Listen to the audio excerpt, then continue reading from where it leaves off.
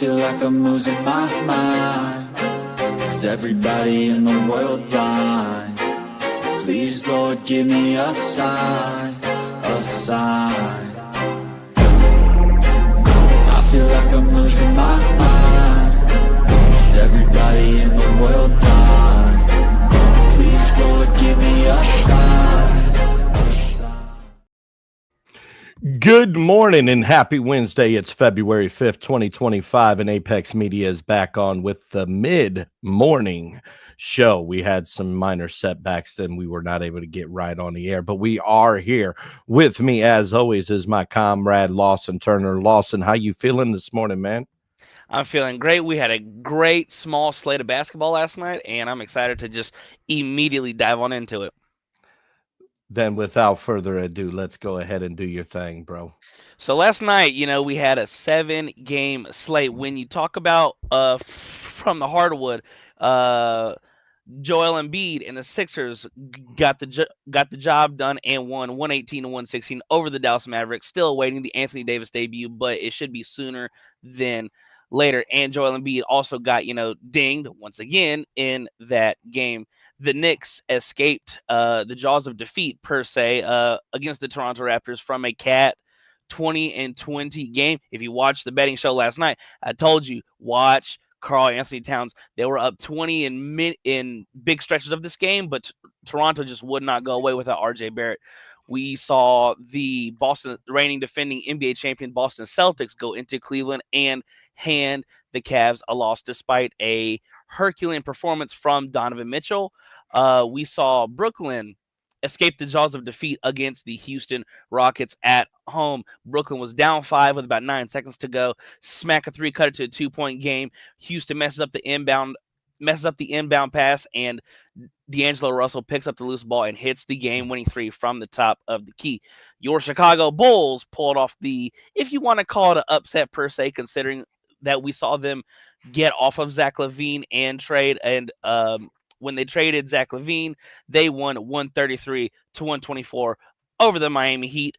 Then the first of the 2 late night games, and was probably the shock of the day, the Los Angeles Lakers beat the brakes off of the Los Angeles Clippers 97 to 122. And I want to dive into that after this last game, being the Portland Trailblazers kind of put mitts on the Indiana Pacers. Both teams coming off a back-to-back, and with DeAndre Ayton getting into foul trouble, but Anthony Simons had a solid game with 22 points, 7 assists, and 3 rebounds. Now, if you want to give me some time, didn't we call that in yesterday's betting show? Didn't we tell people you better ride with the Blazers? I think it was you that said this is a young team and they're being overlooked because they're still gelling, but this team plays differently in Portland, and we told you guys to put the money on the Blazers, and if you were listening, you cashed. 9-1 over their last 10 games, and getting Boston at plus money is kind of an auto play when your team is that talented going up against a bitter rival. Now, without further ado, let's dive into the Lakers Clippers game. I was surprised in this game. We saw LeBron play a lot of minutes early in the first half. He scored over 20 points in the first half, and I thought overall the Laker defense was sensational. We saw what they did in Madison Square Garden in their last game prior to this one. I thought that they did a really good job considering the fact that their only big on the roster is Jackson Hayes. I thought that holding Zubats to only 8 points and 10 rebounds and 2 for 7 from the floor, I thought it was sensational. You saw how aggressive this Lakers defense can be when the ball enters the low post. Their rotations were on point. They were forcing a lot of really tough contested shots. And when you look from just a scoring perspective from the Lakers, they couldn't miss. I mean, for the game, they shot 48% from 3 in the first quarter, 63% from 3. They averaged making 11 threes a game, and they made 17 last night. So when you have the Lakers play like this, where LeBron's running and gunning, getting downhill, facilitating, doing what he does, they're a pretty tough team to beat, especially when they are making those threes, because them and the Clippers, they're in the bottom 5 in the NBA at 3 3-pointers attempted and made. So what does that tell me? So let They me ask just you this. yeah. Is this a good sign for the Lakers, who haven't even officially started Luka? It seemed like LeBron was revived last night and is Mm, prepping. And I think when anytime that, and I may be analyzing this wrong, but every time LeBron has been on a team with another absolute superstar, not talking center, but just a guard or a small forward that mm. can score points in bunches, he takes his game to another level. Are we seeing that effect from Luka on LeBron already, saying, look, this is my team, dog. I'm the GOAT. This is my team. I'm going to show you up. I think this is, could this be a good thing, Mm. or is it going to be disastrous with them both jockeying for position? I think it was a really good showing last night, considering as to what do we talk about on the Monday show and yesterday's show. This Lakers team is going to have to score 130 points just to be in these games. I was very, very, like I said, I was very surprised as to how they held a Clippers team that had that was coming off a bad loss in Toronto and looking for a little bit of get back against their inner city rivals to under 100 points. We saw them hold the Clippers to 38% from the floor, 29% from three. They were forcing turnovers. They were running and gunning. It was a overall from top to bottom. It was a fantastic performance. Now to go back to your original point, as did this rejuvenize LeBron? Let's not get it twisted. When LeBron is motivated and like, yes, I understand he's the oldest player in the league. He can kind of coast in the middle of games and things like that. But when LeBron is gauged, there are very few players that you would want more than LeBron James, especially when it comes postseason time. Because what do we know about postseason time? LeBron is going to play in the high 30s, low 40s minutes Mhm. wise, and he's going to be as efficient as he almost has ever been come postseason time. Now, Hold um, on a second here. I got to yeah, address this. So, Kat, so Miss Marie, we will get you set up today on DraftKings, so then that way you can start cashing those bets as well. mhm, Um, I do want to say the positive out of this. If you remember yesterday when we were talking about this game, uh, there was a player that I targeted on the Clippers side, and mhm. everybody's like, "Ah, man, I don't know." But Norman Powell was a Val play yesterday, Oh, he's a baller. and he cashed out with 20 points, 3 assists, and 2 rebounds. Mm, That's good for about a 25, 30-point performance, and I think he was in that mid 6K range, and that is the kind of 3X, 4X that you're looking at, mm, and I think that there's 2 ways to look at this Luka LeBron tag team action, and that's either LeBron is going to be able to score more easily because of the attention that Luka is going to draw, or they're going to get into a pissing contest of I can do it better. Like, that is my only concern. And we've mm, seen this historically in the NBA. When you put 2 perennial all-stars, future Hall of Famers on the same team that have the same skill set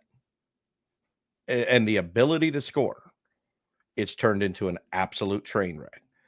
LeBron has made it work in the past, but Luka's got a bad taste in his mouth, mhm, if that makes sense. You think about what happened to him on his way out of Dallas. All of the naysayers. Now there's rumors circulating that he failed the physical and that he feels like that several earlier in January he was put on sabbatical because of an apparent quote unquote wrist injury, but in actuality, it was the franchise that wanted him to lose 40 pounds. mhm. And Luka's looking at this and saying, did you guys want me to lose weight because you knew you were about to trade me? Like, and like we've discussed it, and we don't want to continue to beat the dead horse, but this is just one of those things that we have to just wait to see it unfold. Now, the internet's going to go crazy when Luka finally suits up and it's LeBron and Luka on the same court for the first time. It's going to be that game is going to shatter viewership across the country, But I think that for the Lakers, they have some good pieces that are starting to pan out. Austin Reeves contributed 20 points yesterday. Rui Hachimura, 20 points. You had Dalton Connect. Gabe Vincent turned back the clocks a little and got up into double-digit points. Barely, but at this point, I think the Lakers will take anything that they can get. And we called it that Jackson Hayes just had it was a poor game. 6 points, 2 assists, 6 boards. As a center, is that standard 10 rebounds a game for a center? In terms of your average center, everyone's minutes and rotations are wrong now. He only played 24 minutes. He still had 1 steal and 2 blocks, and was a plus 14 when he was on the floor. Now, to go back to the Luka LeBron aspect of it, this is the first time in LeBron's life, not career in the NBA, life, that he is without a doubt the second best player on his team. Luka, let's not get it twisted. Even at the number 270, he's still a top 3. Even if you want to say Shea jumped him, at worst case, top 4 player in the NBA. Now, to the Jackson Hayes point of it, yes, they still need another big. I was really surprised as to how their small ball looked last night, because you can't expect Rui to be a constant 20-point scorer. Now, with the Austin Reeves, he's been their diamond in the rough since they drafted him, they built him up. There's been rumors over the past couple of years of him potentially being the Kevin Love of the Cavs, per se, where it was LeBron, Kyrie, and Kevin Love, where there's got to be a third fiddle. And he's been rumored in trade talks, but after what I saw last night, you can't trade Austin Reeves, because even when Luka, like what Austin Reeves brings to the Lakers, even if there's a stretch where Luka and or LeBron get into foul trouble and both of them need to leave the court, Austin Reeves is a good facilitator. He's been awesome over the course of the season overall. Like, there's no reason to really trade him at this point unless you're going to bring in like a high-end center. There's no reason to. He's been awesome all year long. I expect them to still make another move for a center? Absolutely, because as good as Jackson Hayes was performance-wise, on the box score, it was meh, if you look from a just points and rebounds perspective. But his impact on the floor, he's still young. He can still run and catch lobs and defend the rim at a good enough level to contend with some of your lower teams in the West. It's different when you going against a all-time greatest center like a Jokic, or if they go against OKC in the playoffs. They have Hartenstein, and Chet Holmgren's not even back yet. I will say this: while I'm optimistic on what the Lakers' capabilities are, I want to pump the brakes on everybody's expectations this season, because I'm telling everybody right now, they're not beating the Thunder, and they're not beating the Grizzlies in the playoffs. I wouldn't even say that they could beat the Nuggets in the playoff. Even with the addition of Luka, I think that at best, they are the 4th, 5th, or even 6th best team in the West. That West is stacked. It is stacked. Ideally, they finish the 4 seed and then they play OKC in the second round and lose. That is your if there is like a, now once again, when you have Luka Doncic on your team, he is one of the 3 or 4 players that can, when you have one of these generational type players, and even when LeBron was in his prime, his early days in the Cavs, when you have one of these players, you're a borderline contender just based off of this one guy. Because we saw 3 years ago, Luka dragged Dallas to the Western Conference Finals. Now, they ended up coming short against Golden State. However, we've seen him go Luka mode. He's a bona fide all-time great playoff performer already, and him and LeBron in the postseason will be must-see basketball. They're going to be must-see basketball the second he laces his shoes up and is ready to go. I do, off of the subject of the Lakers, I do have to give myself props, because my call of the day yesterday in fantasy, do you remember? Your call of the day. My lock of the day for fantasy was I don't remember, but go ahead and re-enlighten me. Ayo Dosunmu. Yeah, He was a Tama was stud. fantastic yesterday. Yes, 21 points, 9 assists, 2 rebounds in 29 minutes. Ladies and gentlemen, I got some breaking news. Sorry to interrupt, but I got a little bit of breaking go news. for it. The Milwaukee Bucks have traded Chris Middleton, AJ Johnson, and a pick swap to the Washington Wizards for Kyle Kuzma, Patrick Baldwin Jr., and second round draft compensation. So that's interesting for the Bucks because Chris Middleton's been there for so long. He's a really he worked well off of Giannis and was one of the key components to their championship run. Now, what does this mean for Milwaukee? What do they get? Well, they get a long wing player that Kyle Kuzma is. When he's engaged, he's a really nice player. He's been a little bit underwhelming in his career from when they drafted him. He's been up and down, and I mean this season he's been career lows from 3 and career lows from the free throw line. Now, can you really judge that based off a Washington Wizards team that is just not very good?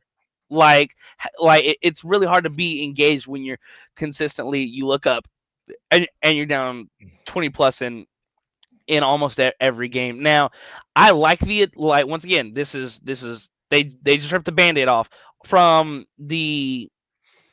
in the grand scheme of things. I think it's a good move for Milwaukee. You add a third scorer to Giannis and Dame. You still have Bobby Portis. You moved off Chris Middleton, who has been injury riddled the past 3 years, and his minutes have been up and down this season. Do I think this is good enough to put them over the edge with a Boston or a Cleveland Not or even a even Knicks? close. No, but I do think Kyle Kuzma is a nice piece. I think he's a nice, valuable piece for a lot of teams in the league. He's still relatively young. He's a good scorer. He has the ability to be a solid defender with his size and length. He has good hands. He's good laterally. I think it's a good pickup for Milwaukee. I'd love to hear it. And if I have any managers that are listening to the show, let's get that up on the sheet and let's get that content out. Love to see it. Phenomenal job, Lawson, breaking that down. What else do we have in the NBA? In the NBA, if you want to highlight anybody, I mean, when you look at performances, I mean, yesterday I told you Karl Anthony Towns. You saw what he did yesterday in 39 minutes, 27 points, 20 rebounds. That is his fourth 20-20 game this season, which ties for the league lead. Other than that, I mean, it was overall a solid slate yesterday. I thought Joel Embiid looked solid with a triple-double in his first game back. Now, he did shoot poorly from the free throw line. I think he was only 5 of 9 from the free throw line, and we've seen Joel Embiid be a lethal free throw shooter. Now, once again, it was his first game back. I'm willing to give him rest. I thought Kyrie Irving, despite the loss, he had a really good night. 34 points, 9 rebounds, 4 assists. Yeah. You know who else had a great night that we called on fantasy? Let me hear it. Darius Garland. Yeah, he also had a really, really strong performance with he had 25 points, 1 rebound, 3 assists. I thought Donovan Mitchell. The Nets stole one last night. Oh, 100%. It ain't stealing if it's winning. Well, if Houston could complete an inbound, then it'd be a complete. But hey, if ifs and buts were candies and nuts, we'd all have a Merry Christmas. I love it. So let's get off the NBA, and I know you got some college basketball stuff to talk about. So can you dive in a little bit to the college basketball slate last night? Absolutely. A bunch of top 25 teams in action last night. We saw St. John's skate by number 11 Marquette 70-64. Number 7 Purdue held on against the Hawkeyes 81-90. Ole Miss handed Kentucky another loss 98-84. Number 6 Florida defeated Vanderbilt 86-75. The Cougars of Houston bounced back against Oklahoma State 72-63. Texas Tech 73, Baylor 59. Number 21 Wisconsin defeated Indiana 76-64. The number 1 team in the country, Auburn, destroyed Oklahoma 98-70. UCLA handed Michigan State another loss, 63-61. And number 20, Arizona, defeated BYU 85-74. Look, are we calling? I want to bring this up because this has been weighing on me.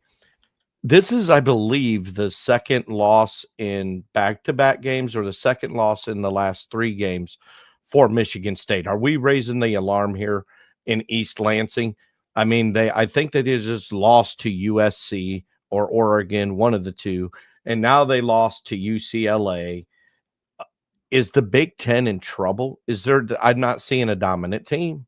No, I don't think any team, especially even though March is right around the corner, I don't think there's any room or reason to raise any alarms for any of these, borderline contending teams due to, I mean, it's a 1-game set off. Now, I understand that March Madness is a 1-game set off, but I'm not one to raise alarms even off a 1 or 2 game losing, stretch from any of these colleges or programs, because we all know what happens when March Madness happens. There's either you're going to come up, either you're going to show up to play, or you're going to be one and done. But however, sometimes there's just a lid on the net. I honestly, it's only the 5th of February as well, which means that most of these teams have like 4 or 5 more games to play before they even close out the brackets. Plus, we have conference championships and all this other stuff. So I don't want to get too much into this. But from the way it's looking, there's 3 teams in the Big Ten that maybe even 4 or 5 that make the bracket. And we're looking at Purdue, who's sitting atop the Big Ten. You got Michigan State, who's lost 2 in a row. You've got Michigan sitting at that 3 spot, sitting at 8-2 in conference play, 16-5 overall, on a 2-game winning streak. They are undefeated at home in Ann Arbor. And then you've got Wisconsin and UCLA rounding out the top 5 in the Big Ten. I think it's still a little too early, but I think we've discussed this before, and I'm holding true on it. I think this is a Cinderella year. I think we're going to see a championship game that features somebody that isn't a power conference school. I don't think it's going to be a UConn. I don't think it's going to be a Duke. I don't think it's going to be a North Carolina. I don't think it's going to be yes. I don't think we're going to see that because there's a lot of teams that are smaller. I think this is going to be a true multiple Cinderella story year. Yeah, there's a lot of sneaky good teams, especially the other day when you brought up how good Drake was playing. Yes. Don't be surprised if they make a run in March. There's a in terms of a lot of your sneaky teams, and to go to your point in which it might not be one of these big blue blood schools this season. Like we've brought up the past 2 days, there's a lot of sneaky really good teams. Snake. There's a lot of sneaky, really good teams this season. I love it. I had to do it. I'm sorry. Every time it's like a nervous tick. Like when I hear the word sneaky, I just go snake. No, but Marie said maybe North Carolina, maybe South Carolina, but one of them. Yes, you're all right. I'm not saying make the that tournament, anything can happen. Yes. But North Carolina has just been disappointing this year, in my opinion. Like, and what is sad is it's not like an absolute horrible performance, but the generations have become spoiled on North Carolina and Duke dominating. Yeah. And that's not happening anymore. I mean, it's going to be really hard for any team to dominate like Duke did under Coach Krzyzewski, Sneaky snake. It's going to be really hard for any one team. Like if UConn were to somehow pull a 3-peat out, I think that would be a bigger, I think that would be a crazier story than any of these smaller teams. Like for how up and down UConn has been all season long, and we saw their road to dominance over the past 2 years. I think that'd be a bigger story is if they were to somehow turn the season around. Now, once again, once you get into the tournament, anything can happen. You can play a hot stretch of basketball for 3 weeks and be one of the last teams standing. but it remains Absolutely. to be seen if any of Mhm. these teams outside of your Dukes or your Auburns or whoever the case may be to really string together a lot of teams, or your dark horse like Tennessee yesterday.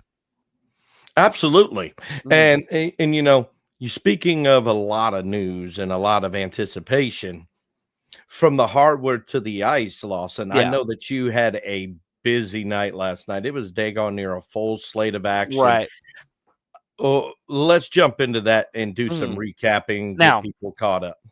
the first game that I would like to go over, we saw my Washington Capitals. We saw them beat the Florida Panthers yesterday 6-2-3, including an empty netter with 1/10 of a second left from Alexander Ovechkin. He is now 17 goals shy of Ty Wayne Gretzky's all-time goal scoring record. We saw the Devils pull it out over the Pittsburgh Penguins yesterday in overtime. Pittsburgh's just been in a tough spot over the past couple of years. We saw the Tampa Bay Lightning defeat the Ottawa Senators 4-3. The Buffalo Sabres defeated the Columbus Blue Jackets 3-2. The Bruins shut out the Minnesota Wild 3-0. The New York Islanders, sneaky team. They have trouble scoring, but Sorokin is a fantastic world-class goalie. They defeated the Vegas Golden Knights 2-1. Arguably the best team in the NHL, the Winnipeg Jets shut out the Carolina Hurricanes 3-0. The Edmonton Oilers in overtime defeated the St. Louis Blues 3-2. When the Oilers are hemming and humming and running and gunning, there isn't really a 1-2 punch better than Connor McDavid and Leon Draisaitl. The Toronto Maple Leafs defeated the Calgary Flames yesterday 6-3 in Calgary. We love seeing these inner Canada teams. There's always a little bit of rivalry going on with all those games. They can really get chippy. The Utah Hockey Club defeated the Philadelphia Flyers in overtime 3-2. The Detroit Red Wings in shootout beat the Seattle Kraken 5-4. Your Vancouver Canucks defeated the Colorado Avalanche 3-0. The shock of all of these games yesterday, the Anaheim Ducks defeated the Dallas Stars 2-1 yesterday. And that's the thing about hockey. You could have the worst team going against a upper echelon, a borderline Stanley Cup contending team, and still pull it out just based off of that puck moves and wobbles in mysterious This ways. is And the true definition of the reason we play the game. right, it's not played on paper, it's played on ice. And Yep. then the last game of the night, the Canadians defeated the San Jose Sharks 4-3, and that was a wrap up on your NHL slate last night. It was a full slate. Now there's only 3 games today, but they got some good matchups, and I'm excited to see the NHL action tonight. So, full disclosure, Lawson, I'm a Red Wings fan. I've always Right. been a Red Wings fan. I love Detroit. I'm actually digging what they're doing this year, dude. I mean, Yeah, they're they're not like honest to God, they're right there in the midst of that Atlantic division. yeah. Like they're only what would it be? Like maybe 4 games behind the Panthers Yeah, for and first? it's they're a couple games back. They're 1 point back of the Ottawa Senators. Now, the thing with the Red Wings, they have a really solid young team, and they've been really putting this team together for the past couple years. When they make the trade for Alex DeBrincat, 40 goal scorers don't fall off of trees, and he's a really young, entertaining player. Mhm. Kim Talbot has his nights. He can be really solid.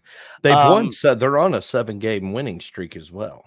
Yeah, which is That really helps. great to see when you see these young teams starting to come into the fold. Even if they would have lost last night, getting to overtime, that guarantees them a point. Dylan Larkin is exceptional.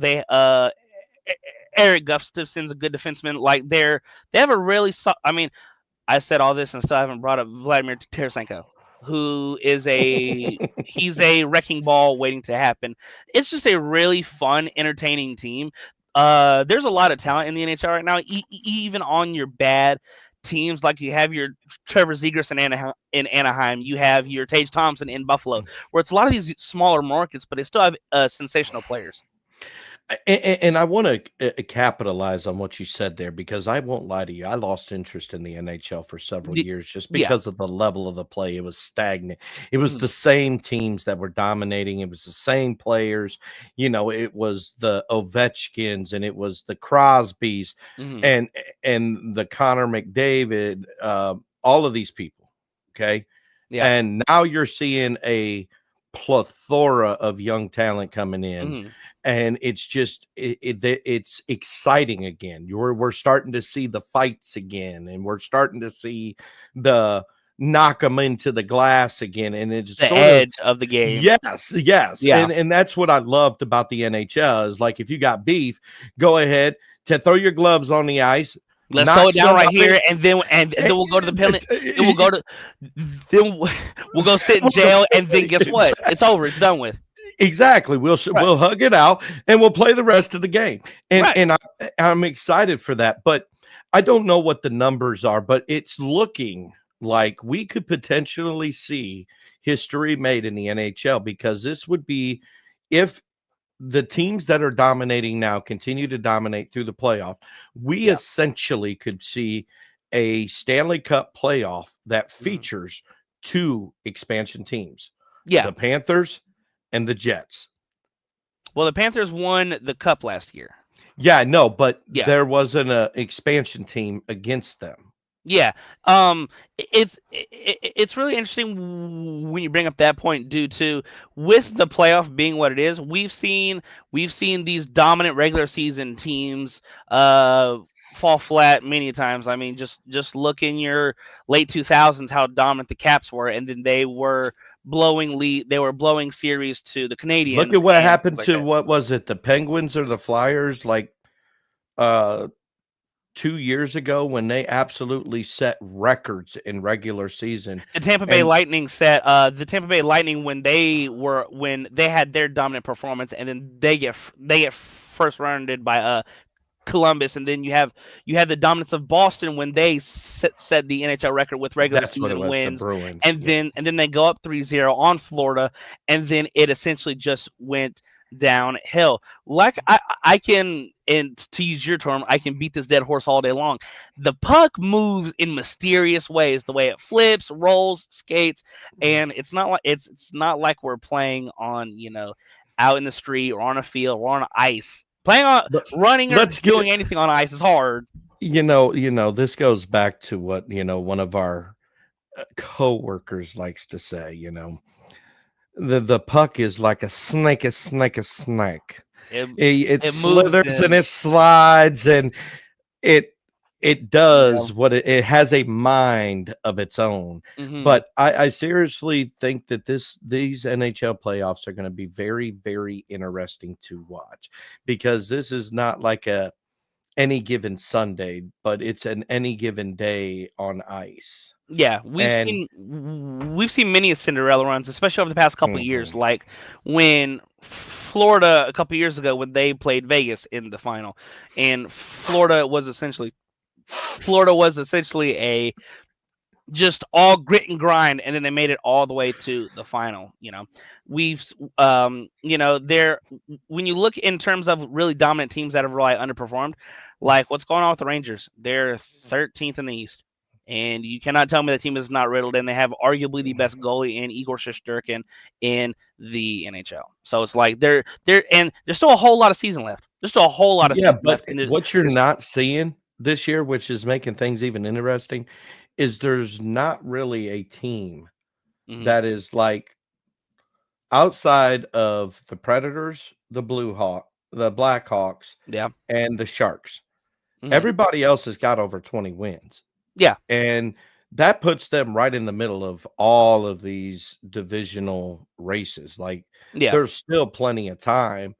And it's like it's going to come down to the wire. And that's something that we really have not seen in a long time where all of the teams, except for only 3, are doing fairly decent. All these middle of the pack teams are really just 1 to 2 weeks away. Yes. And Yes. the thing with the NHL is you got to remember it's not just about wins. It's about points. So even just Mhm. getting to overtime and losing, you're still getting a point for that overtime game. Absolutely. Yeah. All right. What is next, my friend? I know you've got some entertainment and a little bit of gaming stuff, so I'm excited for that. I do have some gaming news. So, I go to TellTheApex.com, check it out. But one of the staples in the gaming world, one of the best known names, Konami, if I'm saying it right, has reported a 41.8% revenue increase. Now, this is mainly due to a variety of reasons, but the one that's really standing out to me is the amount of money that they have made Hmm. off of the Silent Hill 2 remake. Yeah. They have absolutely crushed that. And then their mobile game, eFootball, is absolutely crushing it. It's got over 800 million downloads or 80 million, one of the two. I can't remember right offhand. I deal with too much in the day. And Too I many zeros. apologize. Too many zeros. Yeah, there's too many zeros in there. Okay. Lead But on the at the side of caution where it's 80. Lead on the side of caution because 800. That's a, Now once again, at the, if it is 800, let's not something short because 800 million. That's a. man, now you got me wanting to look it up. It's time to go look at it because yes, it was an astronomical. I'm like, man, Right. but as I'm older than you, but I grew up on Konami. You know what I mean? Like it was Right. those games that brought, back when it was, Nintendo and Super Nintendo and Sega that brought that, and I'm Mhm. like, it's good to see a staple, a mainstay, a flagship company like Konami Mhm. bounce back like they did. Yeah. And it's astronomical. Like they are breaking so many records. Right here it is. And this is now remember, everything was down last year.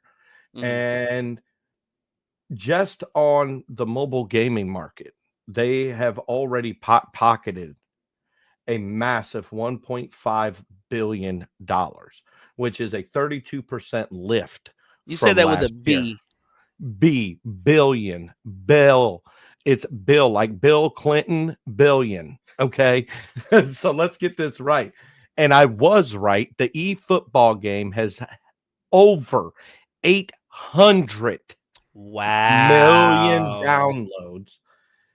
And they are hoping, just on a mobile gaming perspective, to bank $2.7 billion Wow. And see, like on the mobile. the thing too about when you see mobile games really pop, because you've got one, I've got one, everybody's got a phone. Everybody's got a phone. And guess what? I bet it's free. And then the other game that's really making a comeback for them, because they've sort of tried to revamp it a little, Yeah. is Yu-Gi-Oh! Yu-Gi-Oh! Itself Oh, has Yu-Gi-Oh's been over, big for yes, years. yes, and they've got 50 million. The new one that they did was I forget the exact name of it, but Mhm. in just 9 months, 50 million new people have downloaded Yu-Gi-Oh! Which is great 50 because million. there was a time in which Yu-Gi-Oh or card games like that was Mhm. frowned upon or looked down on. And to see that they're getting a newer audience, like you said, 50 million new users or downloads. That's that's Mhm. great to see. Such a massive company kind of It gets better. revamp a series. Yeah. It gets better. Oh, they're not done. I am really excited about this, man. Oh. The Silent Hill 2 remake Hmm. launched in October 2024. So we're talking what? October, November, December, 5 months. Right. 5 months, give them. Already sold over 2 million copies and brought in over a profit over $521 million. And that's a lot for a remake because the Silent Hill games, the original ones, they were awesome. And to see remakes and people get excited for, I always love seeing when older games get remade because Mhm. it lights the fuse of the nostalgia. Like, There, oh, I remember when that game. I remember when that game came out. Oh, I wonder how it's gonna look now.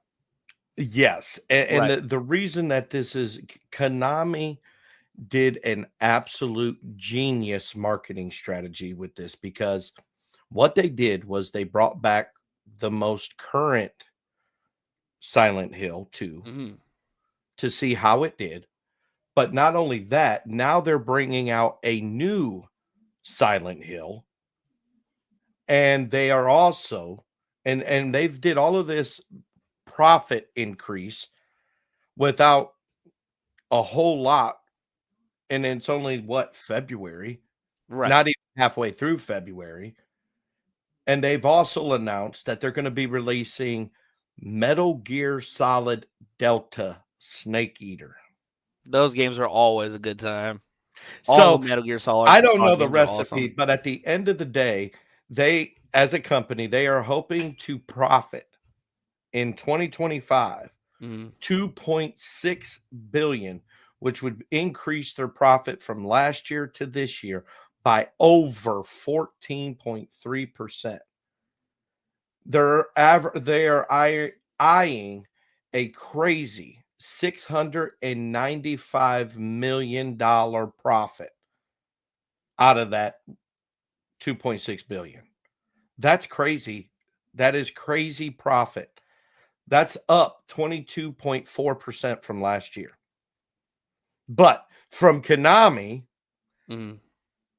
to Sony, I also am getting word that all of the PlayStation Plus subscribers that are big into the Call of Duty Black Ops 6 can go into the store and get a free operators pack. And Hmm. this is actually supposed to be a good thing, but gamers are upset because Sony is doing this after millions of people have already bought this particular pack. Right. Now, to spice it up even more, what I'm collecting is that Activision and Microsoft, because Microsoft got bought out Activision, so now they own Call of Duty. They actually are getting ready to launch the largest, most expensive operator bundle in the entire Call of Duty franchise history. It is rumored to be at a price tag of 3,300 COD points.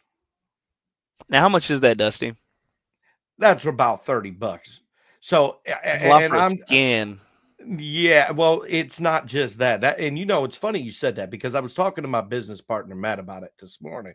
And I'm like, if they're going to drop something for 3,300, they Hey, better be giving me an sweeten the pot. operator squid. They better be giving me like Tracer 3 or packs 4 or what? guns. Right. They better be giving me some gobble gums, the whole 9 yards. I don't think, Lawson, me and you play it. We know our cohort, Marie, Cat, and I've got a crew that we play with. Black Ops 6 is just on fire right now. Today also Mhm. is the start of the new Terminator event. Right. So I'm like, oh my God. So it is a good time to be a gamer, Mhm. And then if you go over to gaming, you could check out. There was a lot of new news with one of the big phenom games, Monster Hunter, which one of our cohorts, Kirsten, did a phenomenal article on. It's just an absolute phenomenal time to be a gamer. And Mhm. you just look at where it's going, man. I'm like, I've been out of gaming so long, and when I got slapped back into it, I'm like, "You sons of a ducks!" Like, I got out of it because it was like, "Oh my god," I had ADHD. Like, "Oh my god, what system do I want? Why do I want this What system? do I I want to can't play play? this."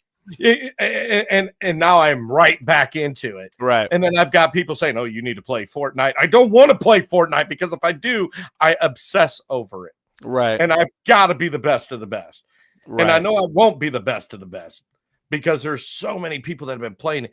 But it is just a fun time. You look at the mobile games, you look at the Xbox, you look at the PlayStation. They're launching a new Switch. I mean, even when emulators were hot emulators got hot a couple months ago with the Delta emulator, you could get it on your phone and then so I that told you. and it got rid of a lot of the needs for still having a Game Boy or a Nintendo DS, because you can have your emulator on your phone and you can play all those games. Like if you were a Pokemon lover, you could play your old Pokemon Emeralds just on your phone.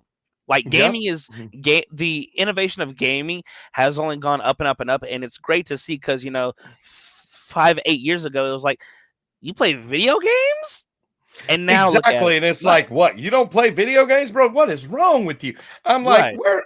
And it just goes to show how the society progresses, because I'm starting to learn. Like, I'm not going to lie to you. Like, I love Call of Duty, but at the end of the day, it's my release valve, because I deal with some stupid, dumb crap all day long. And it feels good just to be able to take a gun, even if it is on a screen, and shoot somebody right in their face and just say, "Pow, take that." Right.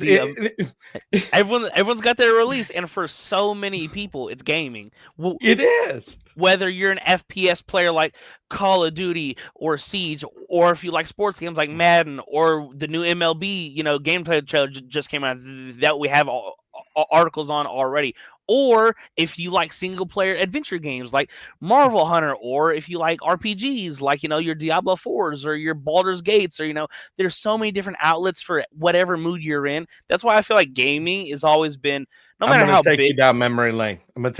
You know what my first person shooter game actually was? Go ahead. You got to go way back to the big bulky PlayStation 1. And I was a siphon filter guru, dude. I loved it. Yeah. And then I'm like, then from there, I sort of, I sort of turned to the age of drinking, if you so to say. And I lost sight of the video games. And then I sort of come back around the Halo 3 time frame with Xbox, and I had a whole crew that we would just sit there. Yeah. Like, I mean, we would have more wires on the floor than anything, because we had like 4 controllers hooked up. We've got this big 55 and back then 55 was a big TV. Now it's 55 was 90 now. Yeah, but we're trying to watch 4 screens on this little 55-inch TV now. If you talking of now versus the 65, 75, 90s. And it was just a fun time. And now sort of Call of Duty is bringing that back. And it's revived that kid in me. I'm like, hoo, hoo, hoo. They I can't wait to go play. I can't wait to go play. I can't wait to go play. Exactly. I mean, it's like, and it's like a sense of accomplishment, because you sit here and you go through the battle pass, and which I got to touch base on that. From a personal standpoint, I've been through a lot of battle passes, but this is the first one that I feel like they've actually encompassed an actual entire operator pack or a bundle pack. Right. You've got that Obsidian and the Nocturne operator skin at the end, but then they sort of worked it through, and they give you these guns to match it. Yeah. Like, if you look at the guns that you're able to collect on the different pages, like, they give you a geeked up version of their new gun, the Cypher. They give you a geeked up PPSH. They give you, a lot of different things. And they've done a really, so far, I have been, and I want your opinion on this too, because I'm just one person, but I have been truly impressed with what they have brought. They stepped their game up in season 2. There's no doubt. Right. In terms of battle passes, because there's a lot of people out there that are just anti-battle pass in general, which once again, it's a skin. It doesn't really do anything for you. I'm neutral when it comes to leaning pro or against battle pass, because like, it's a skin. It doesn't really do anything for, like, example, and all of the guns that are available in the battle pass, they're free. So if you just play the game and you hit that tier, you're gonna get it. Or when the battle pass goes away, they give you little challenges to do to still unlock the gun. So it's not like they're gatekeeping anything besides the skins. Now, once again, so a lot of people are pro, a lot of people are anti-skin because it doesn't really do anything. Do I really give that much of a hell if I look cool? No. But some people, I gotta be dripped out. I gotta get dripped out. My gun camo's gotta be, XYZ, blah blah blah. It's funny you should say that because Right. one of the people that I play with, he is big on that. Like he sits Yeah. there. I mean, we play prop hunt, we play all these different games, and he gets on the podium at the end and he's sitting there and he's got these emotes that's dancing around. And Yeah. I'm like, It's just a dude, small flex. yeah. Right. But it's the way I look at it is like, if that's how you want to boost it, I mean, and it also has to deal with psyche. Like there's people that, they prestige up, or some that don't worry Yeah. about prestige, and they just hit 55 on the first, They're good. and They got all they're this stuff. good, Yeah. But I'm up to prestige 7, Mm-hmm. and I've only been playing for maybe a month. Yeah. So, but I mean, you've played zombies with me. We have fun. I mean, Yeah. we went to it's a good fun time, especially when you get in like your endless modes or like for your multiplayers. There's almost nothing better than getting on and seeing all your buddies online and let's just get on and kill time and pardon my language, but shoot the shit and just having a good time. I gotta say though, it brings joy to my heart because, Yeah. as you know, I'm a father. Right. And my youngest one's only 8 years old. And every once in a while, she'll come up to me and say, Dad, can I play? Can I shoot zombies? Absolutely, you can. And so I give her the controller and I'm Yeah. like, you need me to set it up? No, I got it. 8 years old, mind you. Okay. Yeah. I give her my ASG because ASGs are probably one of the best guns for zombies for a beginner. It's got a broader boom boom. She played last night, okay? Yeah. 8 years old, made it to round 9 by herself and had 22 headshots. At 8 years old, I'm sorry, I'm bragging. 22 headshots. I'm like, I'm a proud papa. And it crushed me. And I tried to have a teaching moment because my kid was, when she died, she's like, oh, shit. Just like that. I'm like, she already has it in her. Like, I know she wanted to say so much more, but it was just, I tried to say, honey, you can't talk like that, but I couldn't. It was just one of those moments that I get it too. I had to laugh. I had to laugh. Right. So, when but no. I was gonna say, because in terms of like gaming, because there's always moments like that too. Like I remember when my dad busted out the PlayStation 2 for the first time, and we played Soul Calibur 2 till the cows came home. And even though it's a fighting game, I'm like he would beat the brakes off me, and I'm like, oh, we're not stopping until I win. There's always gonna be moments like that to where even if you and your buddy or a younger cousin or whoever, they're like, oh, what is that? Oh, this is whatever I'm playing.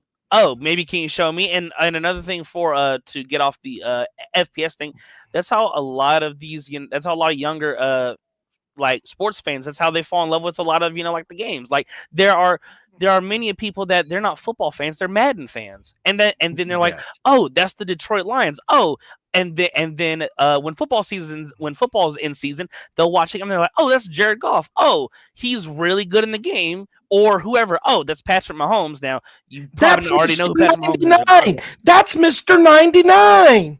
Right. That's the 99 overall guy. That's Tyreek Hill. He's got 99 speed. He's fast. Right. Things like that.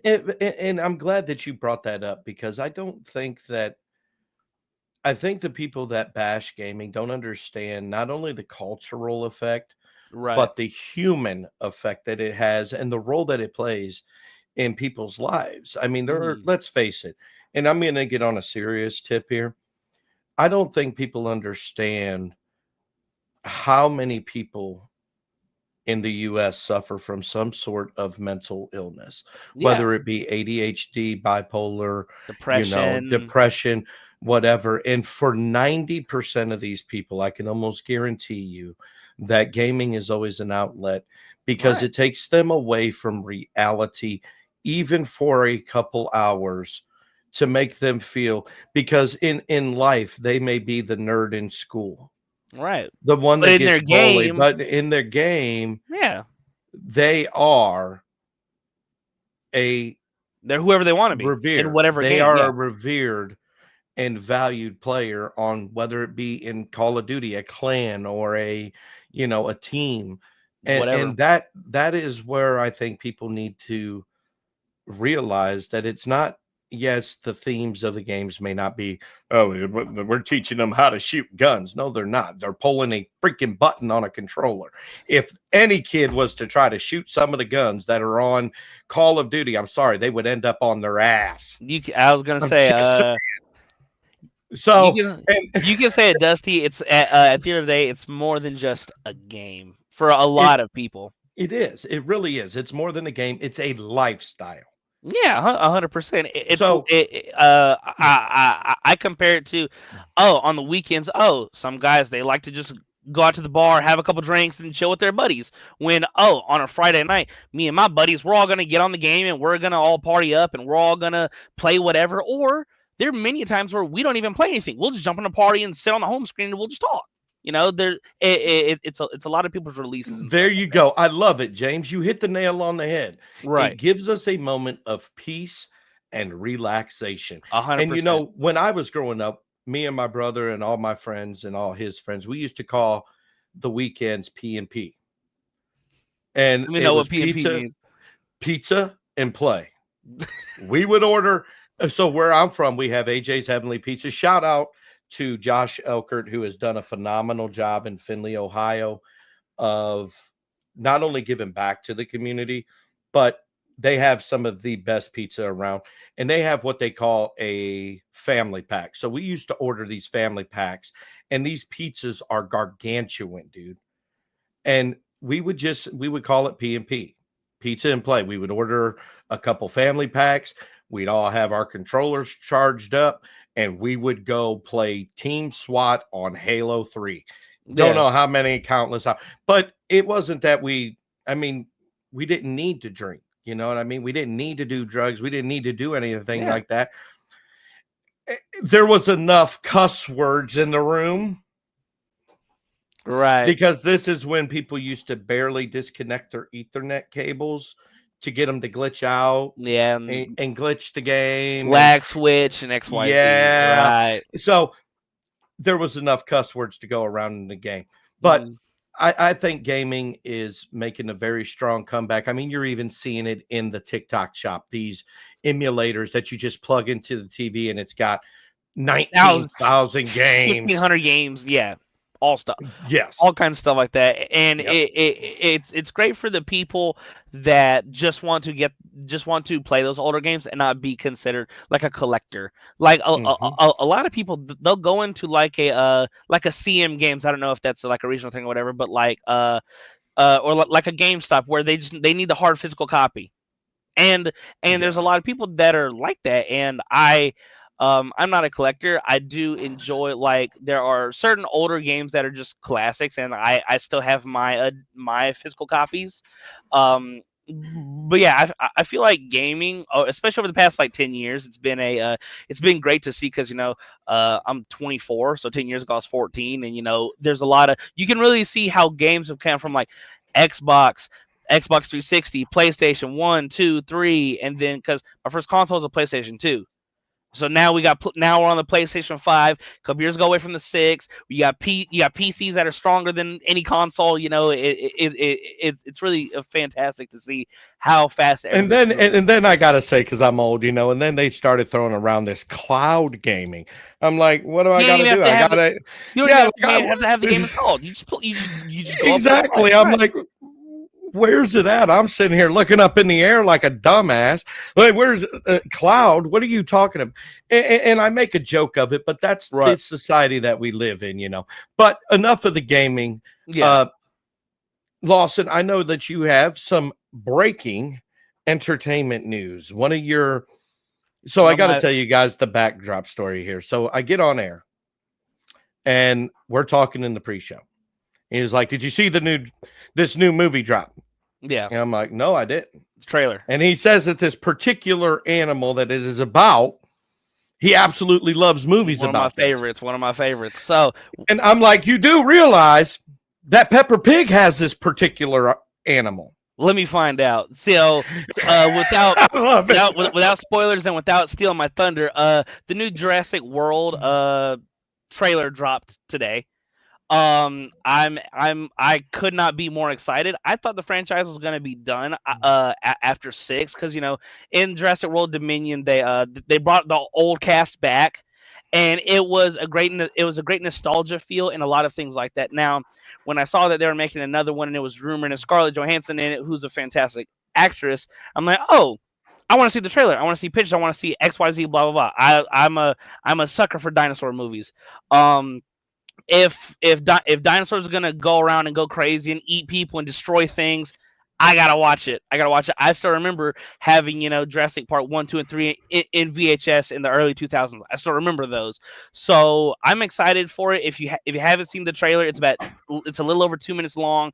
There are certain things that I thought it's great that they brought back. Like, we haven't seen Spinosaurus dinosaurs in the movies since Jurassic Park 3, and they're almost confirmed in it based off of the images and leaks and stuff like that.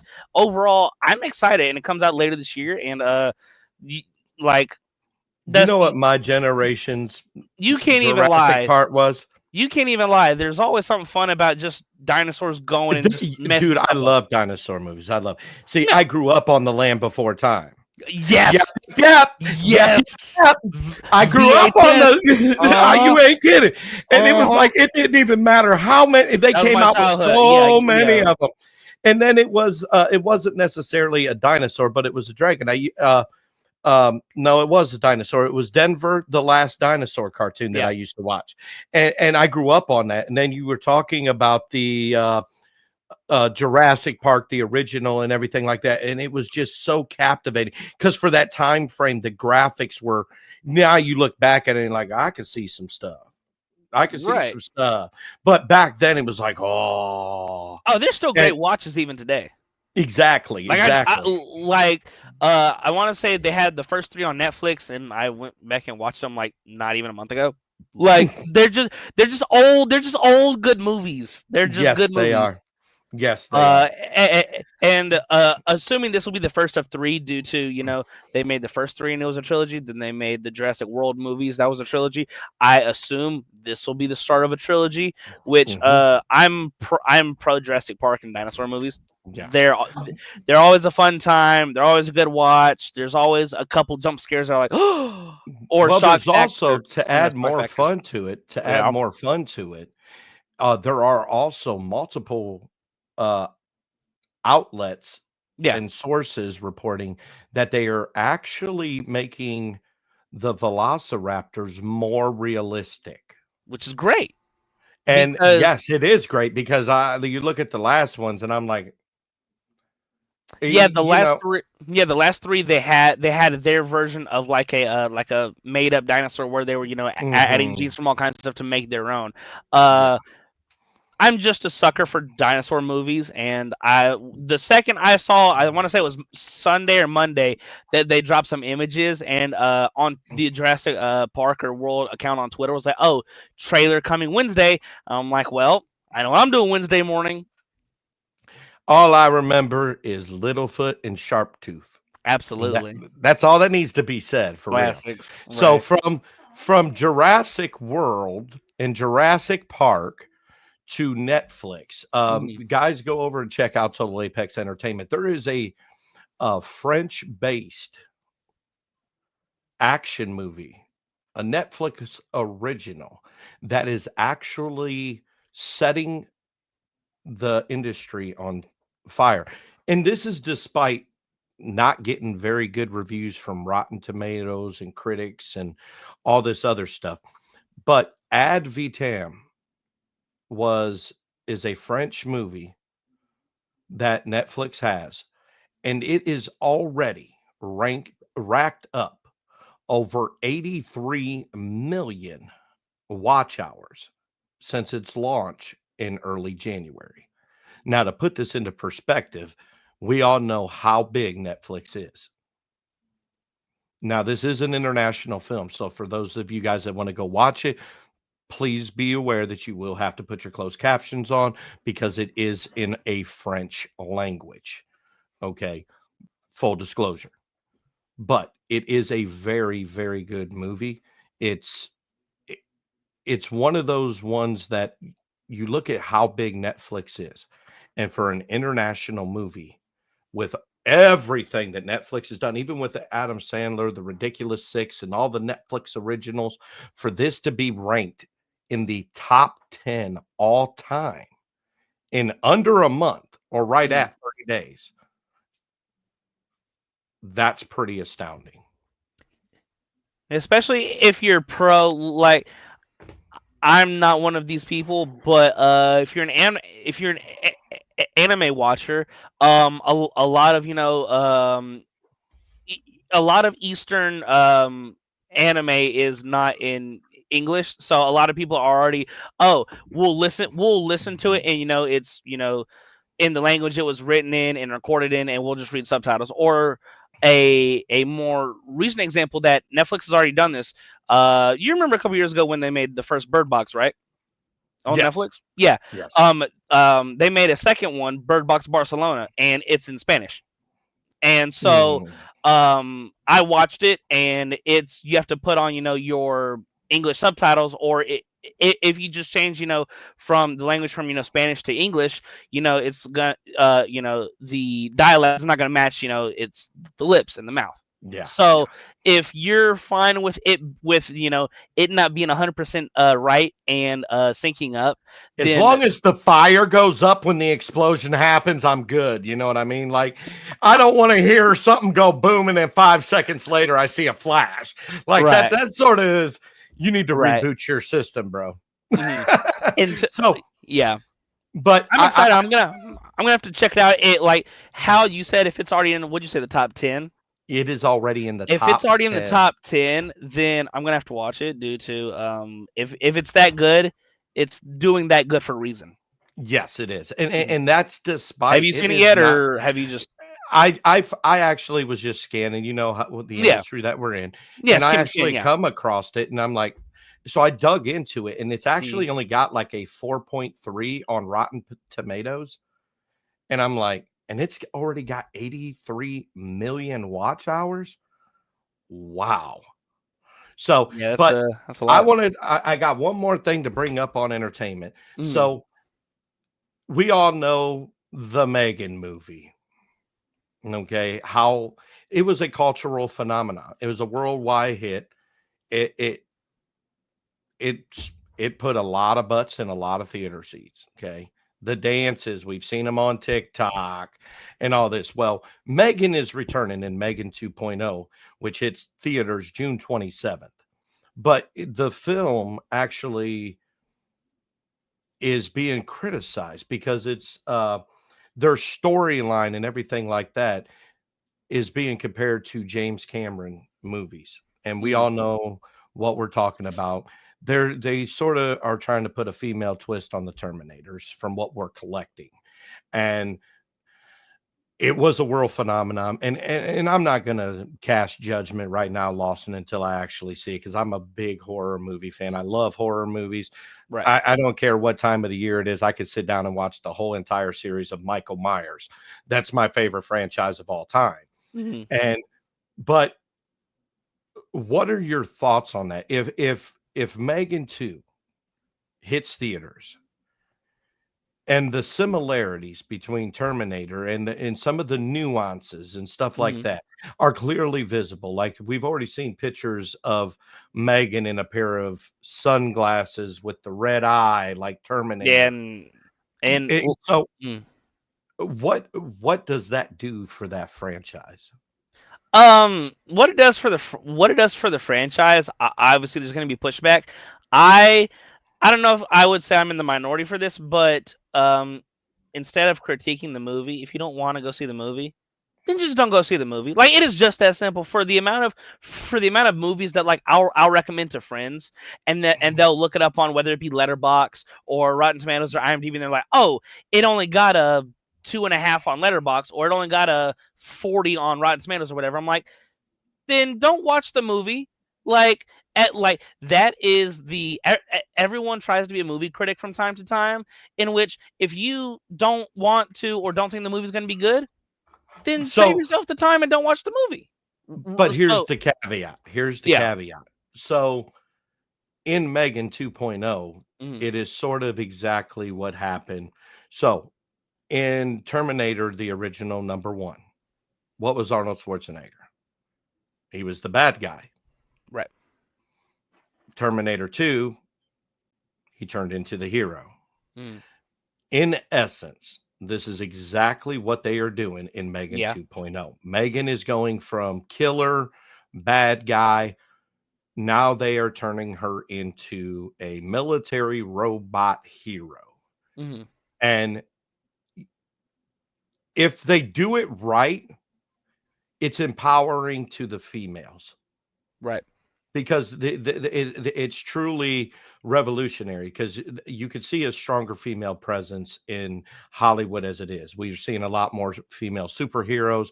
We're seeing a lot more female serial killer movies. You know, their presence is being a lot more felt. I mean, look at what Jenny Ortega did with, you know, the Scream movie. Okay. Mm-hmm. So it's becoming, and there's actually being comparisons of, you know, we had Jamie Lee Curtis, and then there was Danielle Harris, and then we have, and now they're saying that, well, do we have Jenna Ortega now?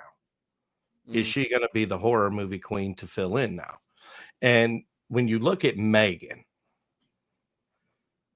this would be even if it is similar to Terminator, it's an empowering thing on a sex-based thing. Right. And I think that needs to be encapsulated, if that makes sense, because there's a whole lot of negativity. There's sexism, racism, and all this other stuff that we still deal with even now in 2025. In my opinion, it's unnecessary. Right. You know, if I was to cut you, 50 Cent, Eminem, all of us are going to bleed the same daggone color. Right. All right. So blood is red. That's all that matters. That's what keeps everybody alive. You know, if you were blind, you wouldn't know I was white, black, Puerto Rican, or nothing. You wouldn't know it. Okay.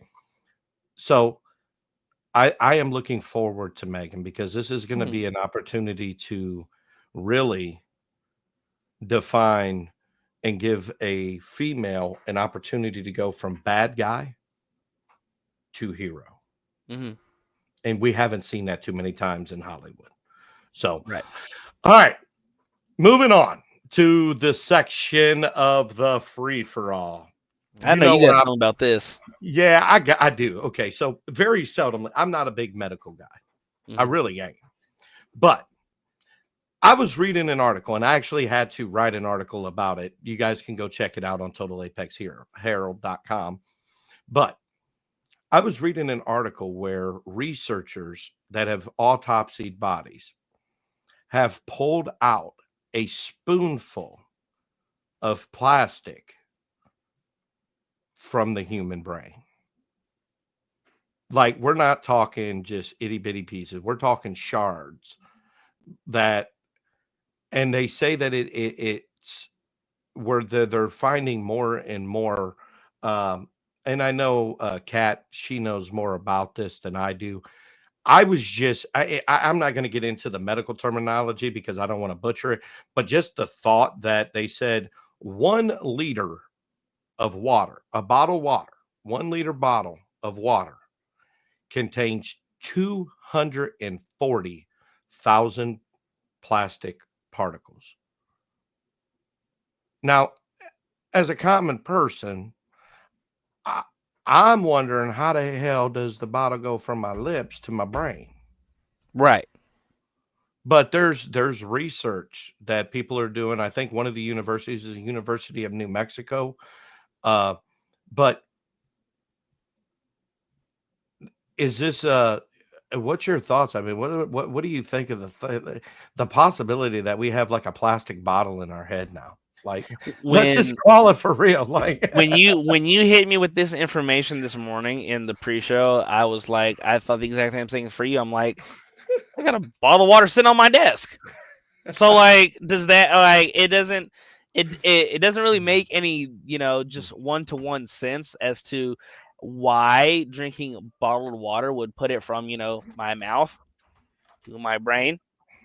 Now, once again, maybe it's the smarter people than you or I, like like Kat or somebody in the medical field that could be specific and tell me as to why it is or how it is, Mhm. per se. But yeah, when you hit me with that this morning, I was like, this that doesn't really make any sense. I need to do more individual research into it because that's something like that doesn't really happen I'm pulling up the without. article now because there was some more key points that I wanted to point out. Yeah. But they actually they said that the plastic concentration in these brains Uh-huh. are 7 to 30 times higher than in the kidneys and the liver. Now that might sound like crazy, but it is true. And that the plastic content in the brains of cognitively normal individuals aged around 45 to 50 was the equivalent to an entire plastic spoon. Which is So nuts. that is absolutely crazy to think about. Like I'm Right. I'm not like a conspiracy theory or anything like that, but I'm just sitting here thinking I got a Dixie spoon in my damn head. The Dixie spoon. I'm just let's be real. Let's have some fun with it because but it says that they're wanting to do research to see if maybe there's a link between the plastic shards. They're calling them plastic shards in our brain. That is there a link between that and Alzheimer's and all this other stuff? Mm-hmm. And they want to know, they're trying to figure out if it's potentially harmful, everything like that. But in a nutshell, they said that you might want to reconsider that a liter of water in a plastic bottle can contain an average of 240,000 plastic particles.